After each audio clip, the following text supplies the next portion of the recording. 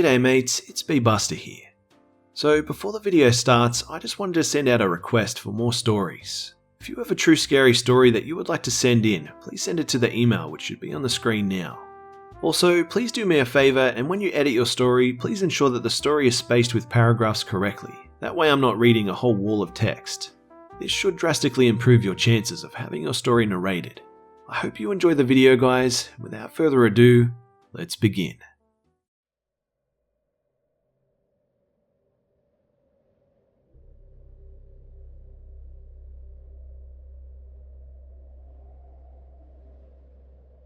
Hearing these stories got me thinking of an experience I had about 6 years ago.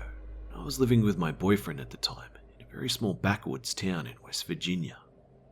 It was 23 miles from the interstate to my house, and there was only one house close enough to be seen from our house. The majority of traffic through our road was actually trucks carrying fracking wastewater. Yuck, I know. And it was extremely rare to see people out walking around in this area. Like, so rare, I had never seen it before. So it was a peaceful place, but it could be pretty creepy all on its own. We lived in a single wide trailer next to my boyfriend's boss, his wife, and 3 kids. We were pretty close with them, and they were actually the reason we moved out to the area. We had spent a substantial amount of time out there before we moved out, and had never really had any unsettling experiences. However, it did not take long for that to change. We moved into our house as soon as the previous tenants moved out. My boyfriend's boss said that they were into partying, they constantly had people over, etc. We had been living in a total shithole of a studio apartment, so we were really eager to start our new lives in a legitimate house. The first night we stayed there, I could have sworn that I heard someone rummaging around on our back porch. There were a few things still out there from the previous tenants, but I wrote it off as my mind playing tricks on me in this remote new location. However, strange noises continued to occur almost every single night. Rustling behind the house, thumps and thuds on the front porch, mostly things that could definitely be animals and not people.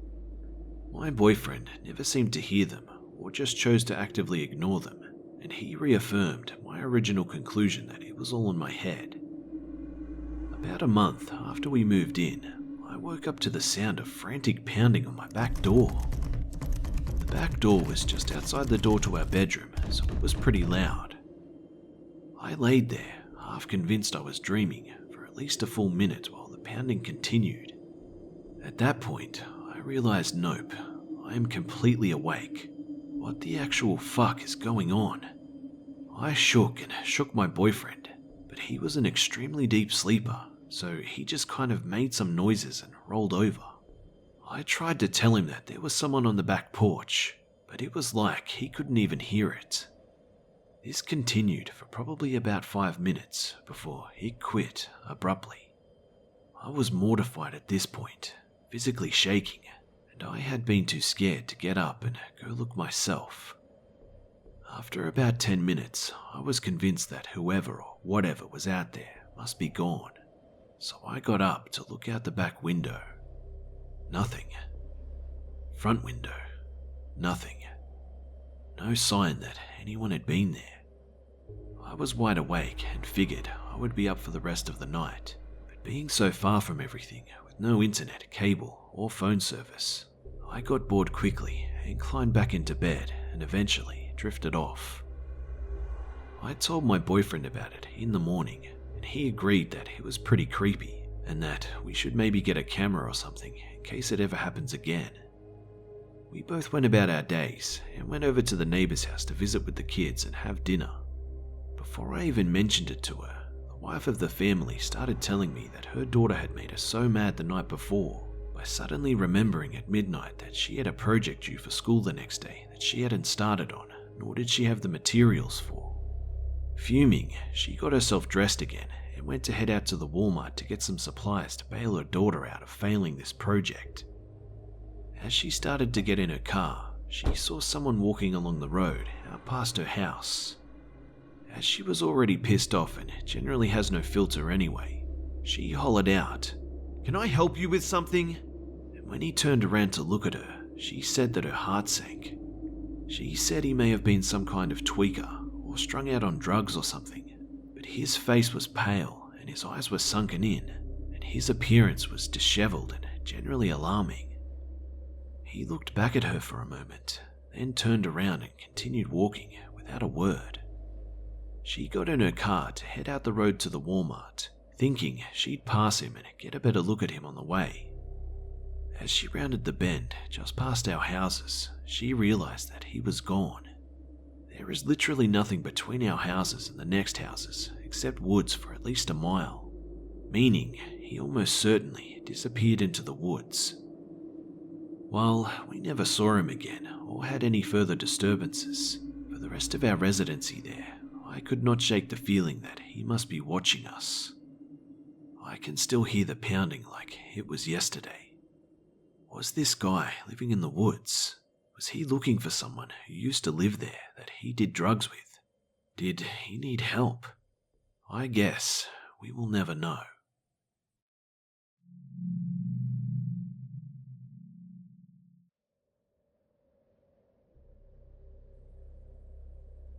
This happened a few months ago in September when I was home alone at my grandma's. I'm 17 and staying home wasn't a big issue anymore.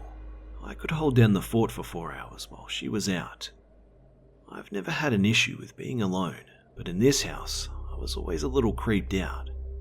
Ever since I was little, it felt like someone was always watching me, breathing down my neck.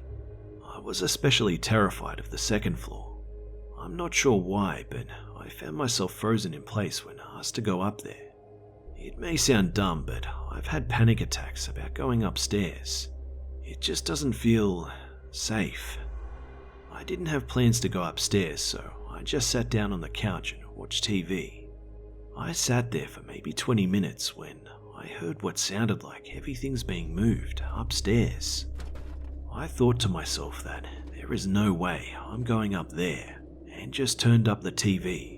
But the noises kept getting louder and louder, like there was someone throwing things around. So I finally had to go up there. I could feel my heart beating out of my chest as I went up the stairs.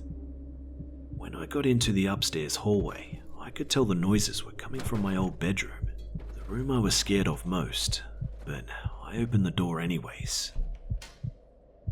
Nothing was moved around, everything was still in its place. So what the hell was making all the noise? I looked around and my eyes fell on the little door in the corner. I knew what the door was for. It led to the attic. Just a little unnecessary door in the corner.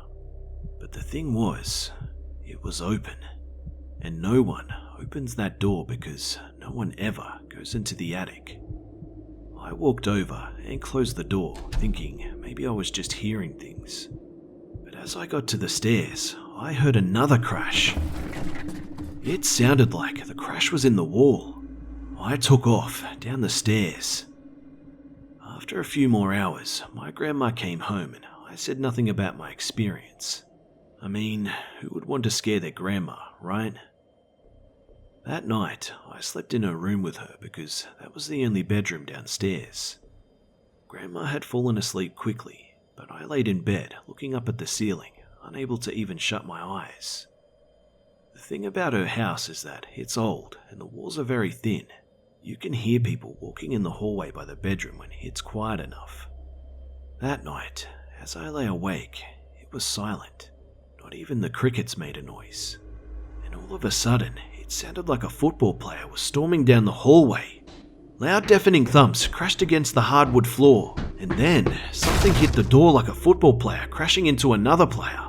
I actually saw the door lean in, like something really heavy pushed against it. And then the door made a splintering noise. "What the fuck?" I yelled. The room was pitch black, but I could see my grandma was still asleep somehow.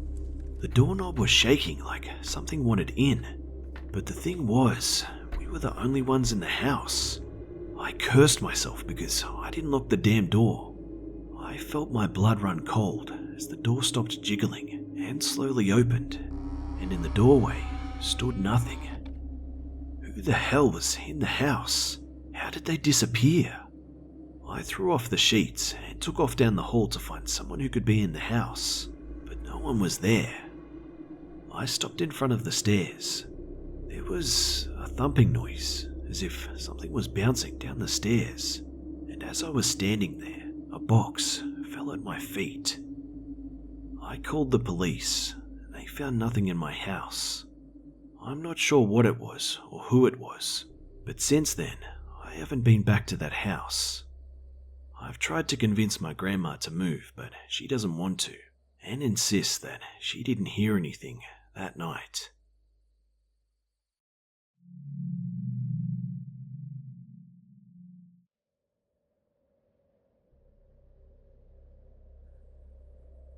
I'm a 21-year-old female, and at the time of the occurrence, I lived with 2 roommates.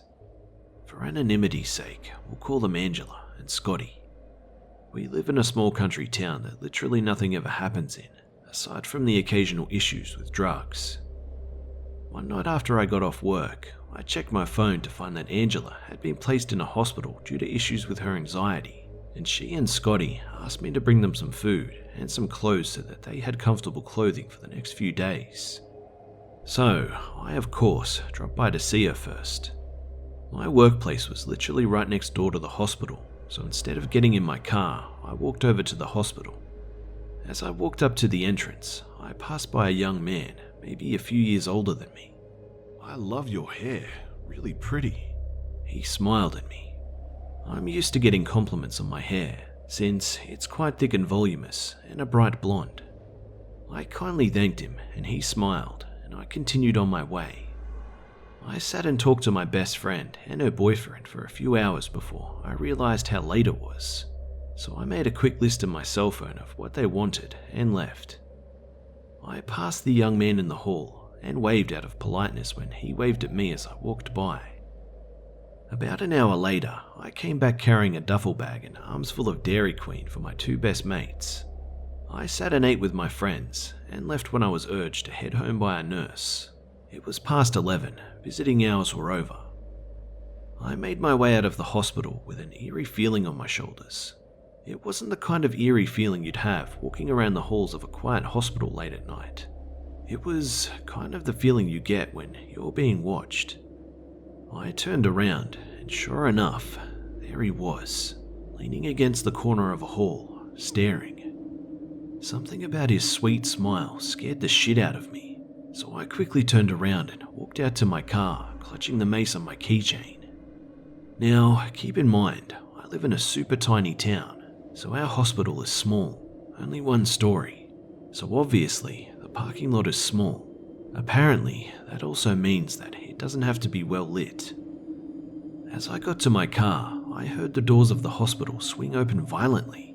I turned and looked as I got down into my car, and his blue eyes locked onto mine. Before I could turn to see if he was walking my way, I backed out of there and left, half cursing myself for having such a notable car, half scolding myself for being so damned paranoid. I live about 10 minutes away from the hospital, so I sped home as fast as I could. I was constantly watching behind me as I drove home, scared shitless when I noted a car behind me. I was instantly relieved when the car turned off on a different road. I let a loose breath I had apparently been holding for a long time out because my lungs ached as I breathed back in again. I got inside my apartment and played with my dog and cat for a few minutes, putting most of the stress and the paranoia out of my mind. And I decided that a shower would wash away the creepy feeling that I still had away entirely. After my shower, I went down into the living room and started watching Netflix while I applied lotion to my arms and legs. About an hour or so into staring at my phone and watching TV, my heart stopped. I heard a knocking on my patio door. I muted the TV and sat in silence.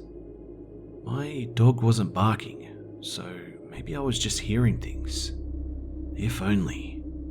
I heard the knocking again, and my dog went ballistic. "I see you cleaned up for me, honey."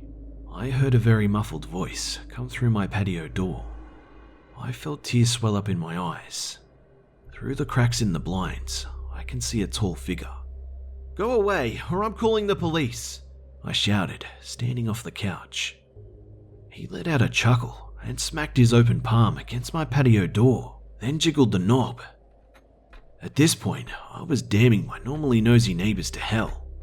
Normally, if I even cough in the middle of the night, they walk over to tell me to quieten down. But where were they now? "Oh, don't cry, Birdie." He laughed and continued to jiggle the knob a little more and smack his free hand against my window. I picked up my phone and started to dial 911. "I told you, leave or I'm calling the police." I watched in horror as that stupid spinning circle of death popped up on my phone and watched as my cell phone died. "You were gonna call anyway, Birdie. Why not let me come on in and we can have some fun?" He smacked the window again before he spoke. "But it looks like you're not making any calls." He laughed as he saw the blue light from my phone fade. I sighed in defeat. He was right. We lived in perfect signal, so we never thought about having a landline installed. I was about to turn and pretend like I was getting my house phone when I heard the deafening shatter of the window. I ran towards my front door. I was noping the fuck out of there. I was noping out of there so hard, in fact. I tripped over my stupid cat. I fell and was struggling to get up, watching the man walking towards me. He spoke to me calmly, like he knew me, like I was his girlfriend or something. "Don't be scared, babe. I just want to talk." I stood and started to back up towards the front door while he was walking towards me. My mind was racing. I was so scared. I couldn't possibly fight this guy off. He was well over 6 foot and muscular. I was barely tall enough to even be considered 5'2". He suddenly lunged towards me. Thankfully, I had left my lotion bottle on the floor and he slipped and fell. I took this as my chance and sprinted to the front door of my apartment, only to have my body slammed against the door, hard. The breath had been knocked out of me by the blow, and I couldn't really get a good breath because he was pressing against me so hard. "Little birdie can't leave her cage." He sang into my ear, almost like he was trying to sing a baby to sleep. I sobbed silently, telling my loved ones in my head that I loved them. I felt a cold metal object press into my lower spine, and I felt my legs go weak. I was about to die. He began to walk me away from the door and up the stairs, and as soon as I rested my foot on the bottom step, there was a knock on the front door. I felt the metal piece leave my spine, and I took this as my chance. I grabbed a picture off of my wall and I screamed as I slammed it onto his head. All at once, it seemed, the front door busted open and a police officer rushed in. I fell back onto the steps as the officer tackled my assailant to the floor. After everything was said and done, I got escorted to my mother's house, about 2 towns away. I later discovered that the man wasn't from around where I lived. The cops were looking all over for this man, as he had several murder charges and a few for sexual assault. All of his victims were blonde-haired and blue-eyed females. I have never been more thankful to be alive. I have since moved out of my apartment and live with my now boyfriend and prior roommates. I hope I never go through anything like that again, and I hope anyone listening to this doesn't either.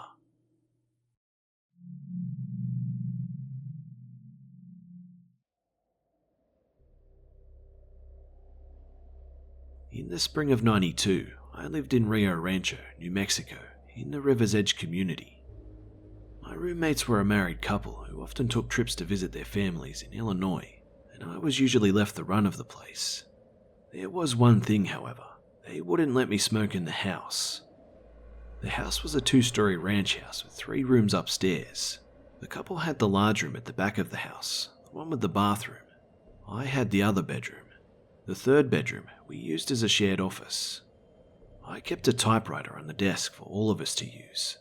On any given night, much to the consternation of my roommates, I might sit there banging away until all hours, and when I wanted to smoke, I would have to stop what I was doing, trudge downstairs, walk to the end of our driveway and stand by the curb and smoke like a hobo.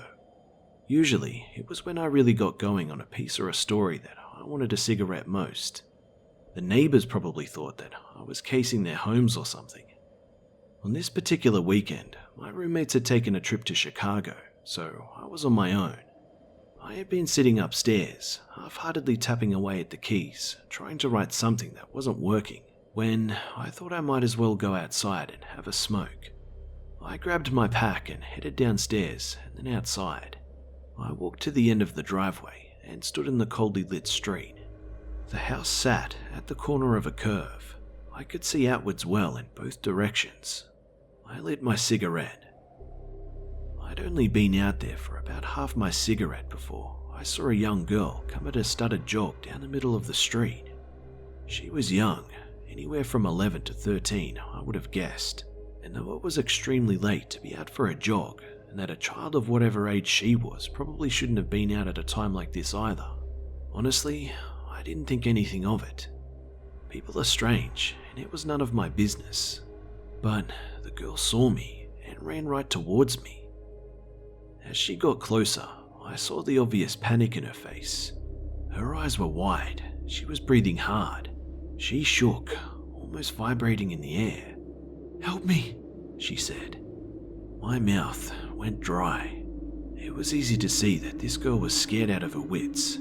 The sheer terror of the girl stunned me, and though she had just spoken, I don't think I said anything to her. "I've been abducted," she said. "I've been in this man's house all day." Whose house?" I asked, looking around as though the house she had just escaped would have a giant arrow pointing straight at it. She flung her arm behind her, indicating nothing. "Please help me," she said. I tossed the cigarette to the ground. "Come inside," I said. "I'll call the cops." The girl backed away, her head shaking violently. It wasn't until much later that I understood her trepidation. She had already been abducted once today, thank you very much. I raised my hands. "Okay," I said. Okay. I no longer felt the tips of my fingers. My insides were all gone. I swallowed dryly, and it made my throat hurt. "Okay," I said, for what must have been the 20th time. "Wait here, I'll go inside and call the cops." Then I said again, "Just stay by my car." I indicated the rotting Volkswagen Beetle in the driveway. I ran into the house. I felt as though I was going to fly apart. I got to the kitchen and just about ripped the phone out of the wall. I never realized how scared someone can get until a stranger appears out of the dark one night asking for help. My sausage fingers hit several keys simultaneously, and the tone bleated painfully in my ear. I misdialed 911 twice before I finally got it right. "Public safety," a woman's voice came through the speaker. "How can I help you?" It all came out in one giant slush of words. "I need the police. This girl came up to me in the street and she said she'd been abducted and she's here now and I need the cops out here quick." Calmly, the dispatcher ordered me to breathe. She told me she was sending out a patrol car and that they would arrive soon. I hung up the phone and went back outside. Despite talking to the operator and the reassurance that the police were on their way, I felt no calmer, and my mouth had somehow become drier. I was panting as though I'd run a mile, and I started grinding my teeth, which I did whenever I got angry or nervous. I got back outside. The girl was gone. I stared at the space where she had previously been, expecting her to pop up and ask me if the cops were coming. I thought that maybe she had hid herself away, and who could blame her? I yelled out to the street, "Hey!" I looked around the dark street. She was nowhere to be found. "Hey, girl!" I yelled. I was suddenly very worried. All I could do was look up the street one way and then the other. I was unsure what to do and felt unable to do anything. All I could see was the empty street. If this had been a movie, I might have seen a truck pulling away and the girl's frightened face in the back window or something like that, and I would run after it and catch up to it and yank one of the guys out and beat him to a pulp. If it had only been a movie, but all I saw was an empty street. What I did next was possibly one of the stupidest things I could have ever done. I went up the street looking for the girl. It only occurs to me now how stupid this was. It was entirely possible that the cops could have easily mistaken me for the girl's abductor. I could have been arrested, maybe even shot. As it turned out though, none of that mattered. By the time the cops arrived, I was once again standing in front of my house. And this is where the evening took a turn for the surreal. The cops pulled up in a public safety car. That's what they were called back then. I don't know if they're still called that. They stared straight ahead. I waited for them to speak, but they didn't say anything. I was still kind of freaked out, so I blurted out, "She's gone. I went inside to call you guys, and when I came out, she was gone." They still stared straight ahead. It's okay, The one in the passenger seat said. she's been located. "Oh," I said. I felt a bit deflated, but my heart still felt like it was trying to punch through my chest. I looked in the back seat, expecting the girl to be sitting there, maybe with a blanket wrapped around her shoulders or something. But the seat was empty. The officer in the passenger seat spoke again. Another car picked her up. "Oh," I said. "Is she okay?" She's fine. The officer in the passenger seat said. Is this your house? No," I said. "My friends own it. I rent a room." Are they here? No," I said. "They're actually on a trip." But you live here? He said. "Yeah, I do," Okay. he said. They were quiet, so I was too. Then, when I began to feel uncomfortable, I said,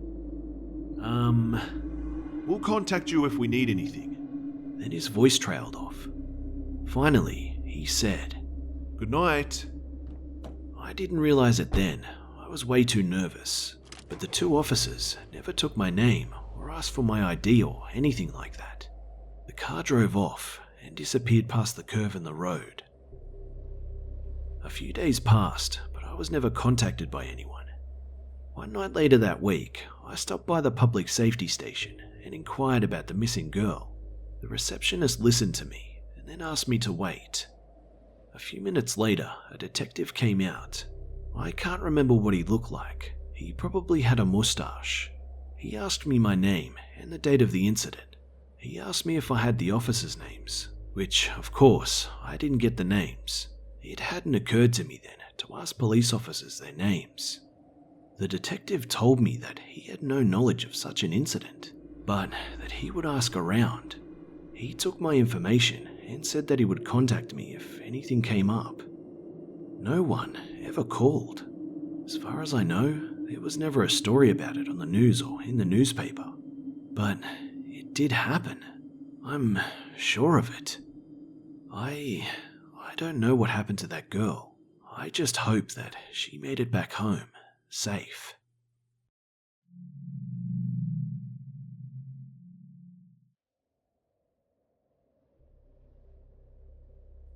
This happened when I was a young and impressionable 14-year-old back in 2011-12 and was frequenting online chat sites for role-playing purposes.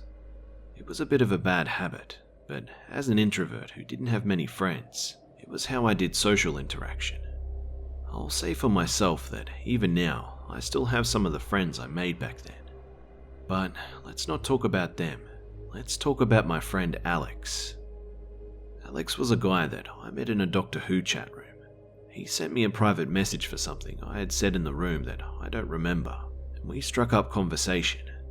I remember he had really good grammar, and he typed paragraph-long messages. He told me that he was 2 years older than I was, and lived on the West Coast, somewhere in California. At the time, I was living with my parents in North Carolina, so it was quite a considerable time difference. Yet, he always seemed to have the time to talk to me. As long-distance friendships often do, we sort of disintegrated. I could tell that he was making valid efforts to try to talk to me, but I just lost interest and found myself moving on after a few weeks of talking to him. One night, he sent me what amounted to an essay's worth of messaging describing his love for me, how he just knew that we were meant for each other, yada yada yada. It was completely out of the blue, so I politely rejected him and ended our correspondence. He would continue to send me paragraphs of text every night, talking about our love and how perfect I was, blah blah blah. I eventually blocked him. Fast forward a couple of months to early 2013. I wasn't role-playing anymore, and it was the second month of my first serious relationship. One night, my phone buzzed with a text message from an unknown number.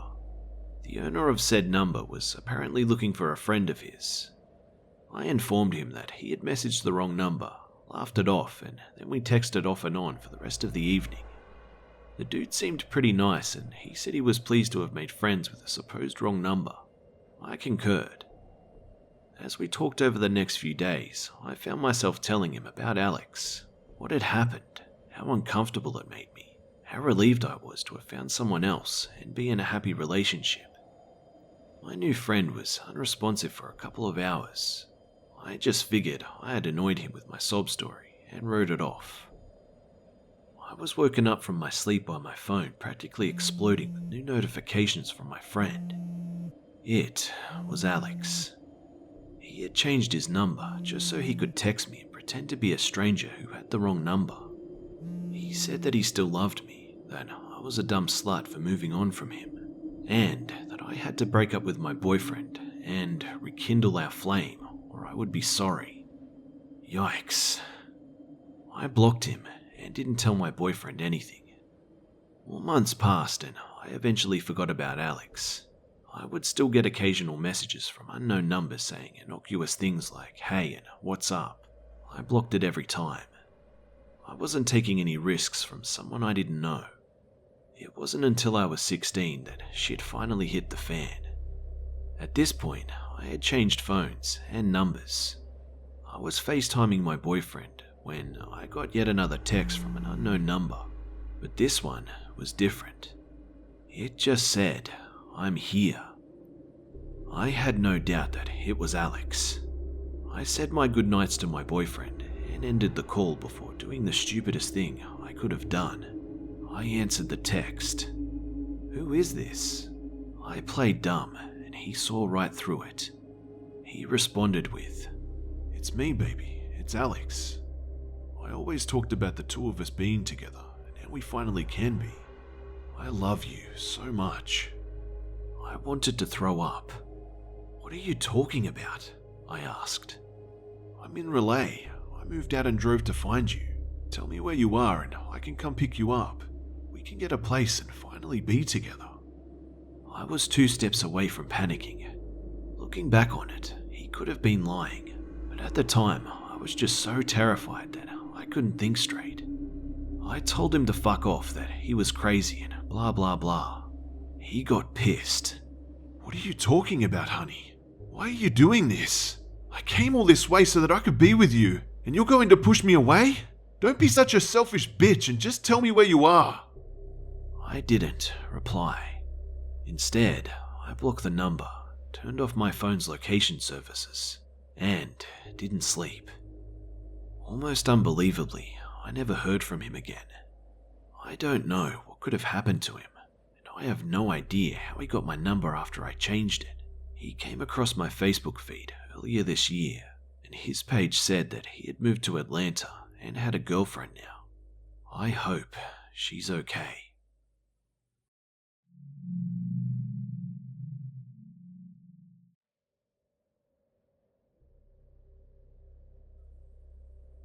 I am a 21-year-old senior in college, living with 3 other girls in an old 1-story house.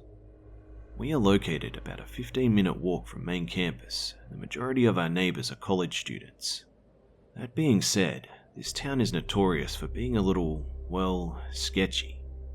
Millie is home to one of the first insane asylums built in America, after the majority of it being closed down and abandoned for years. The final building was shut down about a month ago, and the remaining patients were released. Now, I doubt this is directly correlated with my creepy experience, but I am not the only one who has interesting encounters with strangers since the release in this town. 2 nights ago, after getting off work around 11:30, I came home to my roommates, getting ready to go for a night out. I realize now how stupid it was, but we often had an open door policy, free for anyone to come over and visit as they please. We would lock the door at night, but the one time we forgot really came back to bite me in the ass. Around midnight, I was hopping in the shower as my roommates were heading out the door. We said our goodbyes and I told them I would be meeting up with them later.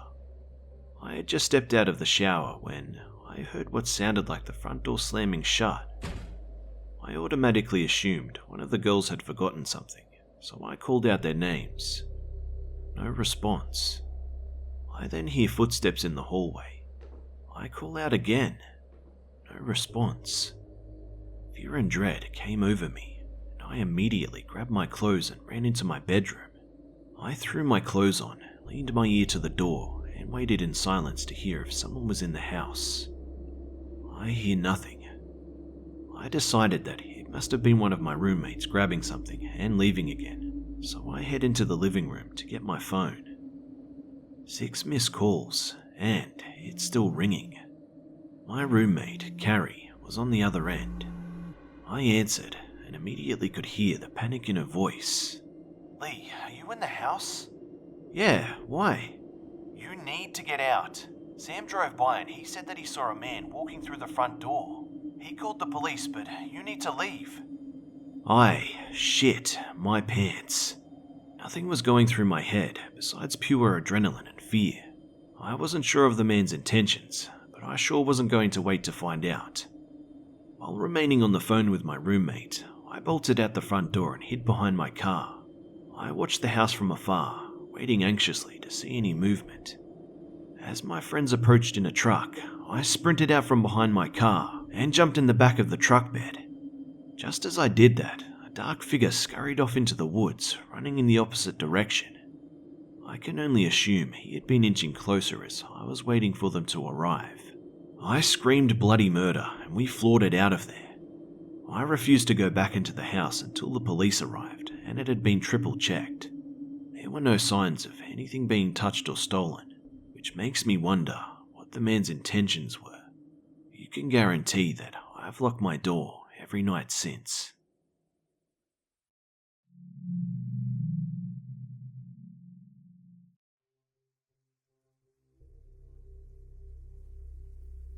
Back in June of this year, I went from first to second shift at the convenience store I'm currently working at. Unfortunately, the manager of the store did little to nothing to address the tardiness of our third shift guy, so I'm stuck quite regularly working an extra 30 minutes to an hour each evening as I regularly await the arrival of my favourite co-worker. I'm supposed to begin counting down my drawer around 10 o'clock each night, but lately I've been doing it at 10:30 and even as late as 11. One night, he's running late again. I'm about to write a no-call no-show on the schedule when Mr. Tardy finally comes in at 10:20. I'm excitedly counting down my drawer as my fellow second shift co-worker does his after looking at me with a disgusted face, equally as annoyed as I am that he had to work an extra 20 minutes. But at this point, we should be used to it.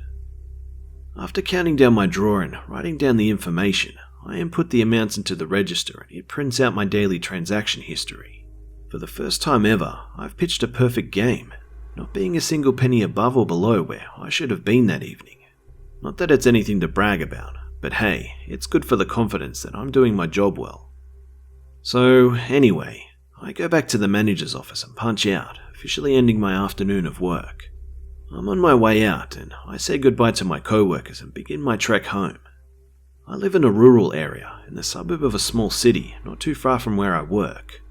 Usually, my boyfriend comes to pick me up due to my lack of driver's license, but tonight he's working overtime.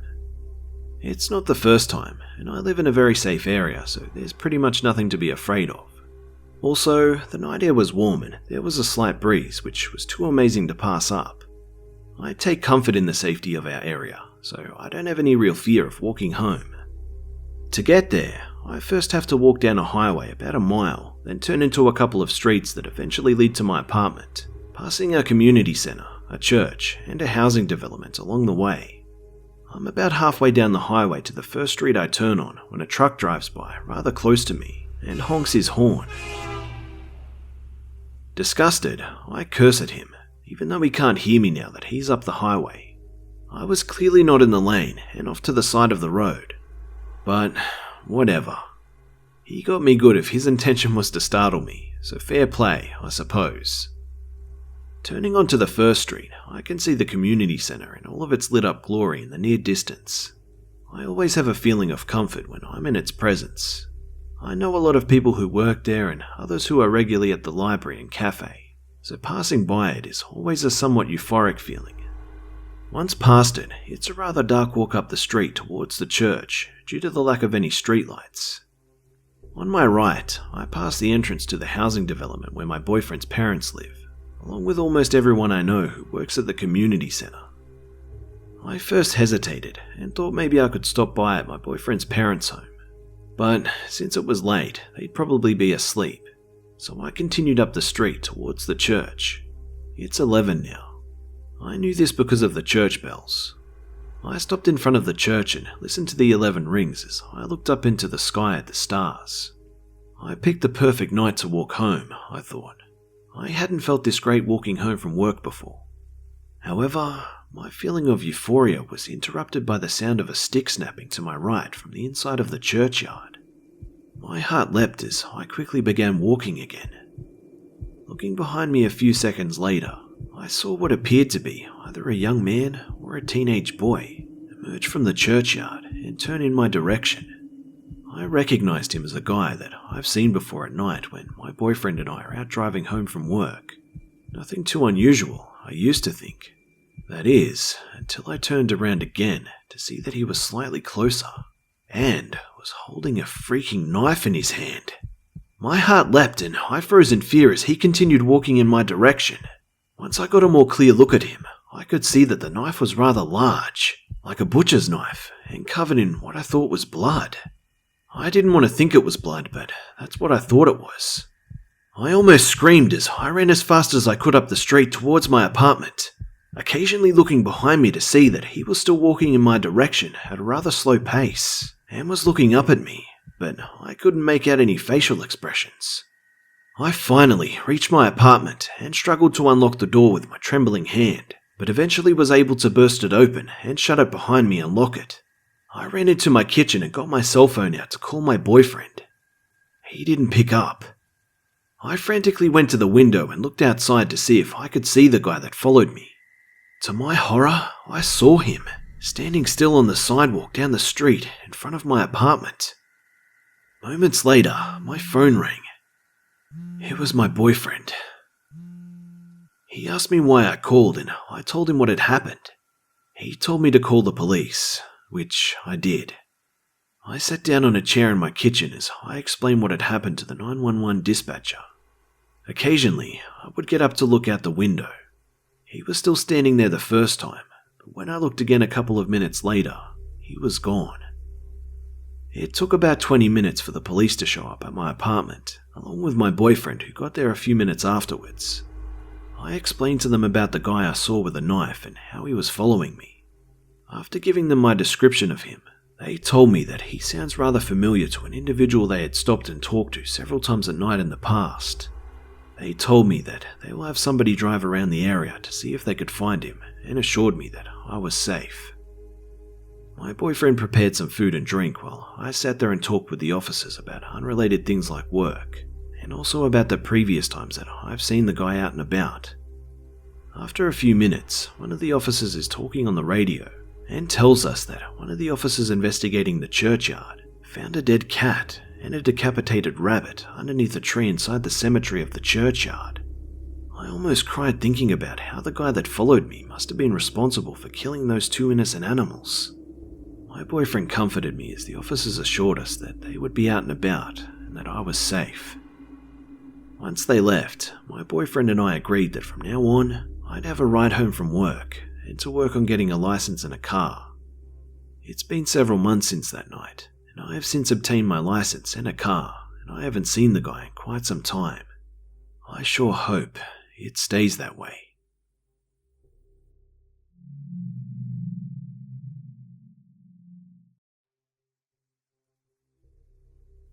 A little background on the events I'm going to write about. This all happened in mid-October. My family owns about 160 acres out in the middle of nowhere. The closest neighbour is a friend who we let rent the pasture for his cattle when he needs to.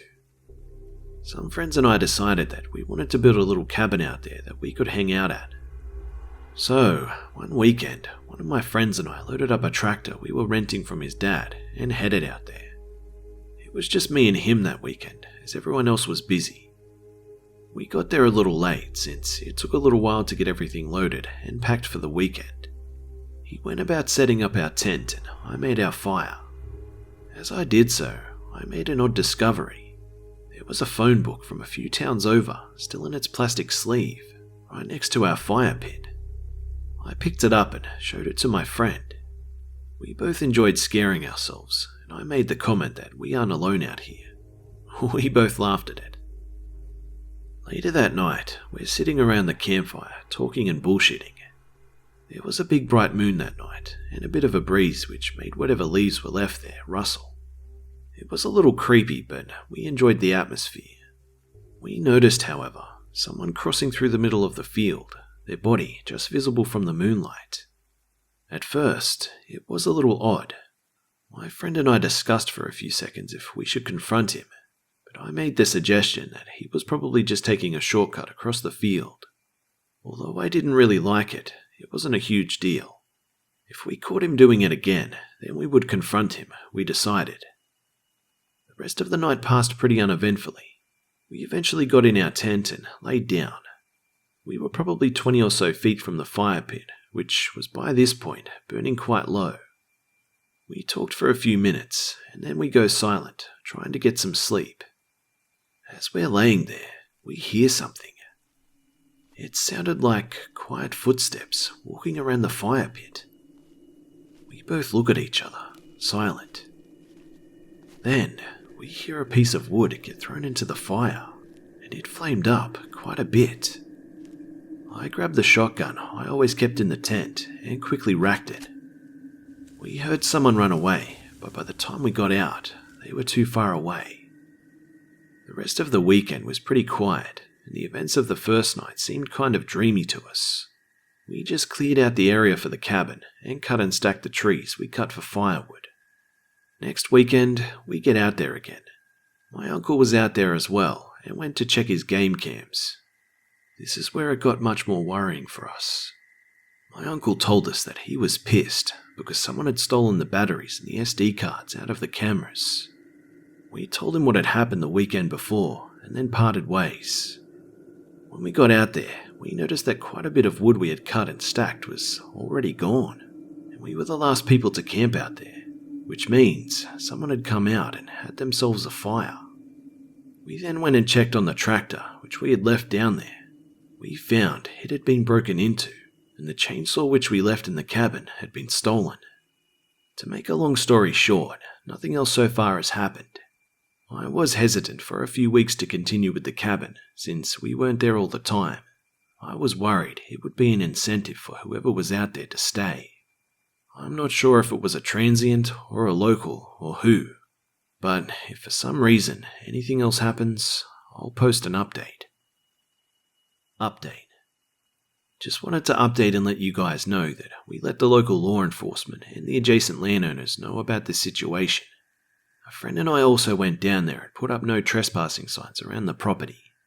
Additionally, we hid some trail cams around the build site of the cabin, so if anyone messes around there, we can hopefully get a good picture. Thanks for all the support, everyone, and if anything develops, I'll be sure to let you guys know.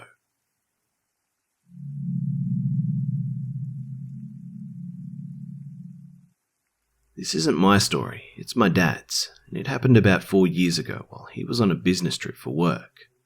He's still freaked out about it to this day, so he told me that I could post it here for him. My dad works for a large printing company, and they had completed an overnight rush job for a business. My dad got tasked with dropping the order off. He was going to take my mum as she was a retired teacher, and he figured it would be nice to have someone to drive each way. However, the night before he was going to leave, my mum came down with the flu.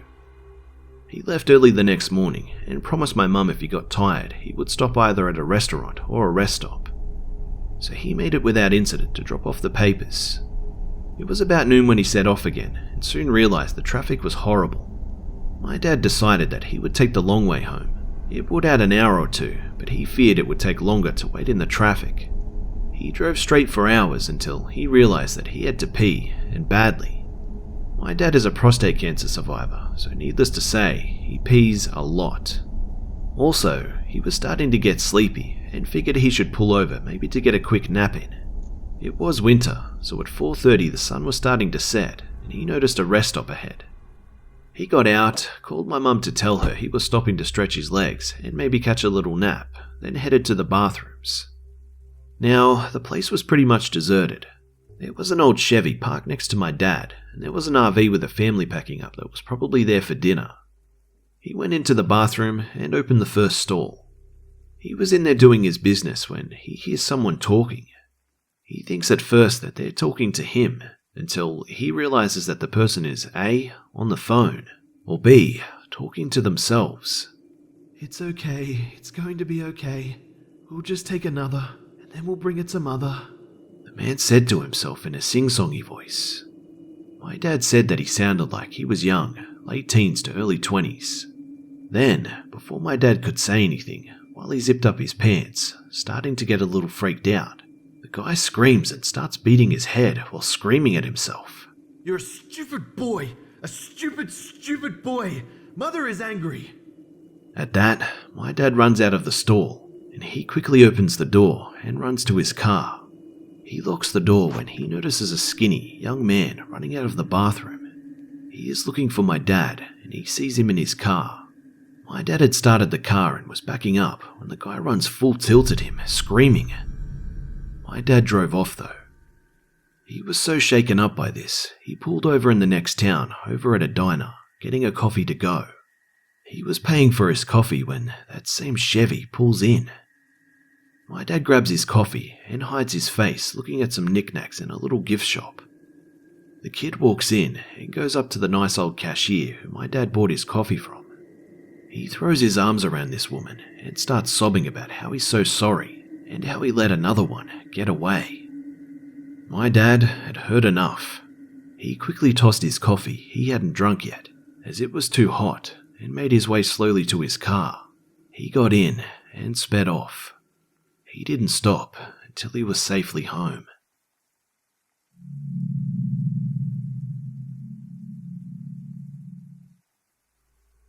I live in a small city, and nothing much exciting happens here, especially in my neighborhood. It's pretty rare to even see a car pass by after 10 p.m. I'm a 21-year-old male, and I spend most of my nights playing video games or reading when I'm home. I rent a 2-bedroom apartment under my parents' house with my sister and 3-year-old nephew. She doesn't stay home most nights, and my dad works 2 hours away from home, so I'm home alone from 8 p.m. to 6 a.m. generally. The first time I saw Flashlight Guy was about a month and a half ago. As I said, the neighborhood I live in pretty much shuts down by 10, so it seemed odd in the first place when I went out to smoke and noticed a man dressed in all black with his hood pulled up, walking down the street, but I brushed it off. My street's really dark, and my house is the last one on this end. From my house to the end of the street and around the next corner, you have to walk about the distance of a football field. I brushed off seeing Flashlight Guy and walked back inside. I went back into my room and started to read the newest Dean Koontz book I had just picked up at the library. It was only about 15 minutes after I had went back inside that I saw a flashlight beam sweep through my windows. One whole wall of my room is all windows. At this point, I was pretty unnerved, so I put down my book and went to peek outside to see what was going on. When I looked out my window, I didn't see anything, so I chalked it up to me being a sketch and sat back down to read. It wasn't long after that when it happened again. At this point, I knew something weird was going on, and I had a really bad feeling in my stomach. I wanted to just ignore it, but I urged myself to be a man and look back out the window. Looking outside, I noticed the guy from earlier standing about 15 feet away and shining his flashlight directly in front of him. He wasn't even moving. I sat there for a couple of minutes, wondering what the hell he was doing, until he swept his flashlight across the whole downstairs of my house again. Like I said before, nobody was at home and my car was in the garage, so because the whole house was dark and there were no cars outside, I'm sure it didn't take much for somebody to figure out that I was the only one there. I was really creeped out and I wasn't sure of what to do, so I went up the stairs and through the doors that separates my apartment from my dad's and went to his room and loaded the shotgun. When I got back downstairs and looked out the window, the guy was gone. I was pretty creeped out and stayed up all night, checking every 10 minutes to see if he had come back. So it's been about a month and a half, like I said. Since that time, this has happened twice, about once every couple of weeks, and he always does the same thing, sweeps his light through, and then just stands there like a creep. I've gotten to the point where I always sleep with my dad's shotgun next to my bed. My dad only says it's weird and tells me to stay inside when I see him and to call the police if I feel threatened. Anybody that does that type of thing obviously doesn't have the best intentions, so I understandably do feel a little bit threatened more and more every time it has happened. Fast forward to 2 days ago. Once again, I'm home alone. My microwave broke, so I've been making it a habit to go upstairs and use the kitchen whenever I'm by myself. I forgot to mention that the only door to our apartment, besides going through the garage, is my room. That's important. I made my food and went back downstairs. When I got into my room, it was freezing cold. I live in Vermont, so this time of year I always leave my door shut and locked, and put a towel under it. I use the garage to go in and out of the house because as soon as I open my door, all the heat goes out of my room. I set my food down and check to see if my heater was on high enough. I keep the heat cranked all winter because my room is the coldest in the entire house. When I looked at my thermostat, it was shut off.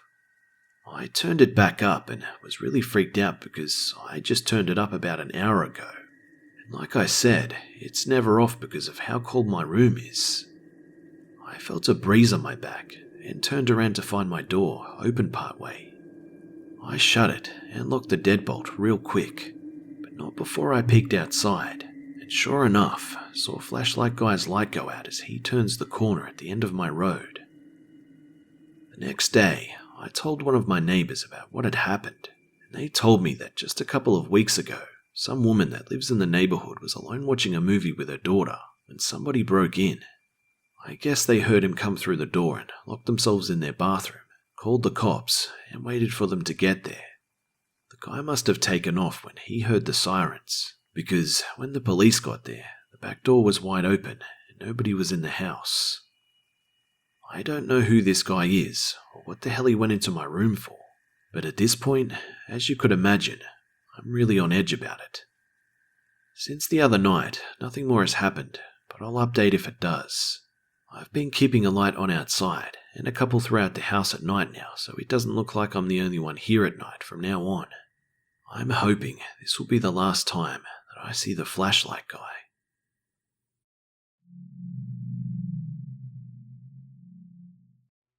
The incident I want to share with you today happened in 1993. Even after all these years, I'm just as frightened today as I was then. I have never publicly spoke about this or wrote about this for the fear of my safety. It has tormented my thoughts and dreams, and it has made me afraid of the dark and given me anxiety. The question of who and why still remains unanswered. In a small farming community bordering Mexico and Arizona with a population of a bit over 5,000, there's not a lot to do. There was no mall at this time, no skate parks, not even a movie theatre. On this particular day, the weather was beautiful, sunny and cool, and I did not want to be stuck at home all day, so I drove my mum to work in a nearby town and promised to be on time to pick her up from work at 5 p.m. She reminded me not to smoke in her car, and I drove away heading back home. I ate breakfast and took a nap. About noon, I picked up a friend and we drove around town for a while, then went to the store and purchased something cold to drink and a pack of cigarettes. We drove around and talked the usual girl talk and the latest gossip we shared to each other. When I grew tired of circling the same roads and hitting the same potholes, I headed out of town a couple of miles for a change of scenery. Travelling on a familiar road, I slowed down when I realised that I had driven past the road I usually would take back to town. I always made a point not to go too far because the paved roads turned into dirt roads, and it's no place for a family car. but I said, what the heck, I'll just take the next road instead of turning around. We both scoped out the unfamiliar area, a huge eucalyptus tree and a house of some kind I'd never noticed. The closer we drove, it appeared to be abandoned with the door flung open and windows busted out. Nothing at all about places like this appealed to me, but my friend is shouting, "Pull over there now!" And I'm trying to talk her out of it, saying, "No way we are stopping. I don't like places like that." She's nagging though. "Let's see what they left when they moved." Realizing that she is not going to shut up, I reluctantly slowed down and turned into the overgrown driveway. She jumps out to curiously look inside the house. I turn off the car and get out to smoke a cigarette. I yell to her to hurry. I'll be waiting by the car. She calls me a chicken shit. I don't care. I finish my smoke, pacing back and forth anxious to leave. I noticed how overgrown with weeds and brush the yard had become, over what looked like many years left unattended. I wander around a bit, checking out what little was left of this whole beat-up wooden trellis with dead thorny branches all twisted and woven through it. A glimpse of animal fur caught my attention, and I looked closer and noticed what appeared to be a dead coyote was hanging from one of the many branches. Dried blood dripped from it, and it looked as though it had been there for a while. Gross. After a little bit more observation, as I'm already stepping backwards towards the car, I realize there are numerous other similar carcasses sprawled here, and they're all hanging from branches also. Some were pelts, and others were the entire animal. I got the creeps with all of these dead eyes staring at me. I had seen enough. I yell, "Let's go now!" I jump in the car and yell again, "Get in or I'm leaving you!" My friend comes running out, wondering what was wrong. I point to the coyote skins. She screams also, "Let's get the fuck out of here!" We drove back to town quiet and didn't say much. I dropped her off at her house and had just enough time to stop by my house and brush the grass out of my hair and the dust off of me before I picked up my mum, so I hurried. What an unusual day it had been. My mum stood outside her office. She smiled and got into the car. Obviously, she hadn't been waiting for long. We got to Costco and picked up some groceries. She made the mistake of telling me to get a card also. I loaded up with what I thought our household needed. We met at the register. "We are never doing this again," she said as she wrote a $300 check. After arriving home, we put away the groceries and I took a long shower, dried my hair and dressed up to go out for an evening. I fed my dog and told my mum, "Bye, I won't be too late." I drove away in a very dusty and dirty Volvo. After the country roads we travelled earlier today, it really could have used a wash. Maybe tomorrow. I could have used my phone at my home, but I had the habit of stopping by this small grocery store a block from my home to use the payphone next to the store. It was very close to the road, and if I parked the car close enough, I could talk on the phone from my car. Few people had cell phones at this time. I planned to call the same friend that I was with earlier. We had made unclear plans of possibly going to visit her cousin. I started to dial her number when, from the mirror, I noticed a pickup truck coming up behind me at a high rate of speed. I stared at it in the mirror, realizing that at the last minute, this truck was not slowing down. With my car already running, I dropped the phone receiver, leaving it swaying back and forth from the short cord. I slammed it into drive with the accelerator pressed, trying to avoid being struck from behind, and I quickly sped away. Why would this driver want to hit my car?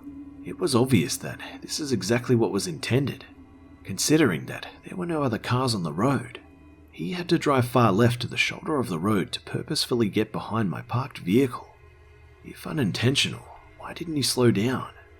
If I chose to stop or even slow down, he could ram the back of my car. Giving me whiplash is not the only damage he intended to do, and I'm certain that he was trying to make me wreck and then kill me. But why? At one point, I drove past my friend's house.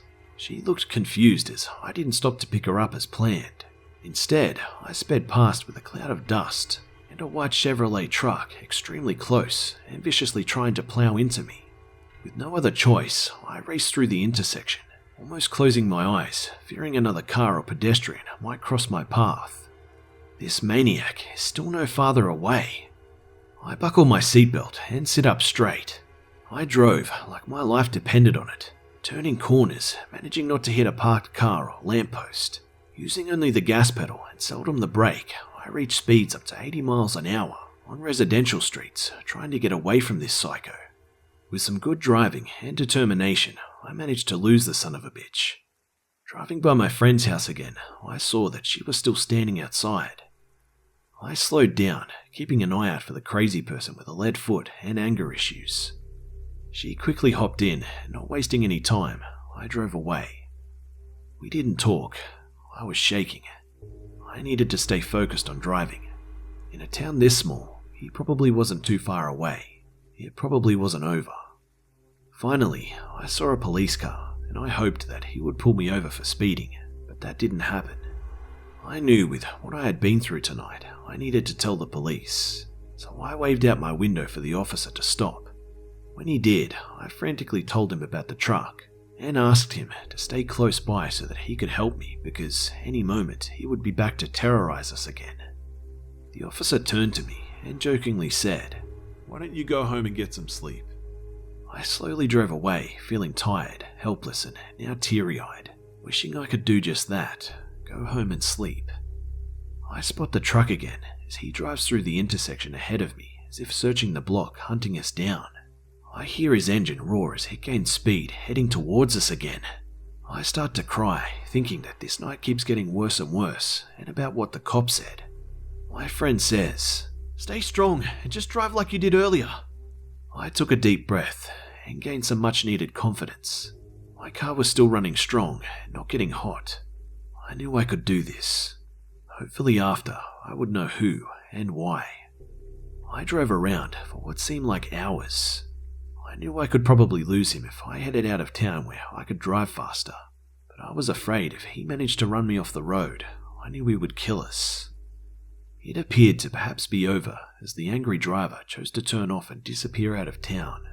Still watching cautiously, I saw it was safe to finally unclench my hands from the steering wheel and slow down to a safe speed. We drove to my house, quickly got out, and ran inside where it was safe.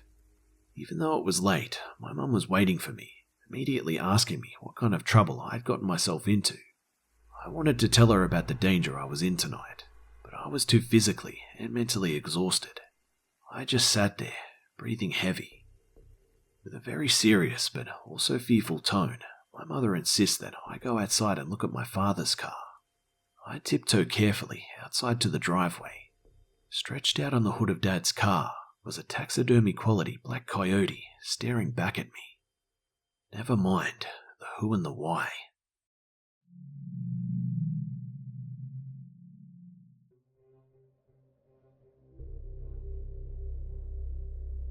Now, I've never really believed in secret societies too much. The occasional proof of one pops up every once in a while, and I can see where they could be real in some places. But the one thing I didn't expect was one in the city where I live.